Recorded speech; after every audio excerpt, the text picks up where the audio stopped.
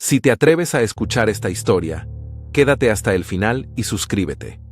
Clara desapareció sin dejar rastro mientras paseaba por el bosque.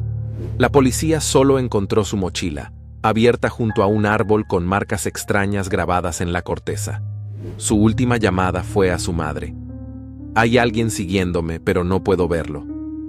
Desde entonces, los lugareños aseguran que al anochecer se escuchan gritos pidiendo ayuda y risas que vienen de todas partes.